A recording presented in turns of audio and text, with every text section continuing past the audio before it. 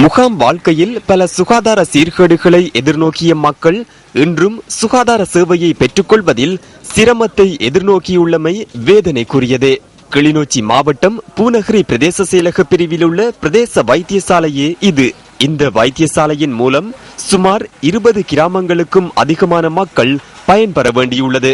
எனினும் இந்த வைத்தியசாலையானது தற்போது தனியார் கட்டடம் ஒன்றில் பல குறைபாடுகளுக்கு மத்தியில் இயங்கி வருவதை இந்த காட்சிகள் உறுதிப்படுத்துகின்றன.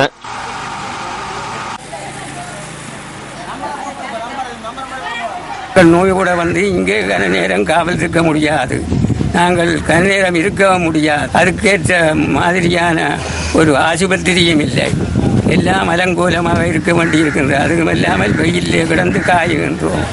இதுக்கு ஏதாவது நீங்கள் அனுக்கிரகிக்குமாறு உங்களை அதிக தாழ்மையுடன் வேண்டிக் கொள்கின்றோம். பெரிய கஷ்டமாக இருக்கிறது. குழந்தை பிள்ளைகளோடும் வயது போனவர்களும் இங்கே வெயிலில் இருக்கிறார்கள். அவர்களுக்கு சிகிச்சை பெற முடியாமல் இருக்கிறது.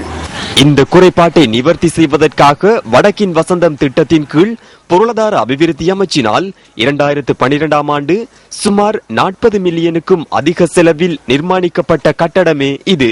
இந்த கட்டடத்தின் நிர்மாண பணிகள் நிறைவடைந்து 6 மாதங்கள் கடந்துள்ள போதிலும் இதுவரை வைத்தியசாலை தேவைகளுக்காக இந்த கட்டடம் பயன்படுத்தப்படவில்லை என்பது வேதனைக்குரிய விடயமே. நாங்கள் 8 மணிக்கு நிற்கிறோம். இங்கே ஒரு தங்கி நிற்கிறது கூட ஒரு நாள் மரம் இல்லை. வெயில் வழியை நின்று 12 மணி ஆகுது. நாங்கள் இன்னும் மறந்தெடுத்து போவேன். எங்களை ஒரு தர கேட்டாலும் சொல்லி நம்மளுக்கு தற்போது தனியார் கட்டடத்தில் இயங்கும் இந்த வைத்தியசாலையில் நோயாளர் விடுதிகள் இல்லை என்பது மற்றும் ஒரு குறைபாடாகும். இதனால் நோயாளர்கள் தங்கியிருந்து சிகிச்சை பெற வேண்டுமாயின் சுமார் 30 கிலோமீட்டர் தூரத்தில் உள்ள கிளிநொச்சி பொது வைத்தியசாலைக்கு அல்லது 25 கிலோமீட்டர் தொலைவில் உள்ள சாவகச்சேரி தள வைத்தியசாலைக்கு செல்ல வேண்டியுள்ளதாக மக்கள் கவலை தெரிவிக்கின்றனர். எனக்கு வயது 72. இப்படியான வயதில் நாங்கள் வெயிலில் மிக கஷ்டப்பட்டு மருந்துக்காக காத்திருக்கிறோம். மாதம் கிளினிக்கு வருவது வழக்கம்.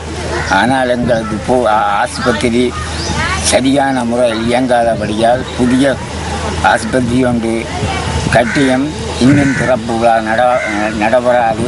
நோயாளிகளாகிய நாங்கள் மிகவும் கஷ்டப்படுகின்றோம். பெருந்தொகை செலவில் நிர்மாணிக்கப்பட்ட இந்த வைத்தியசாலை கட்டடம் இவ்வாறு எந்தவித பயனுமின்றி காணப்படுவது கவலைக்குரியதே. வடமாகாண சுகாதார அமைச்சரே இது உங்களின் கவனத்திற்கு.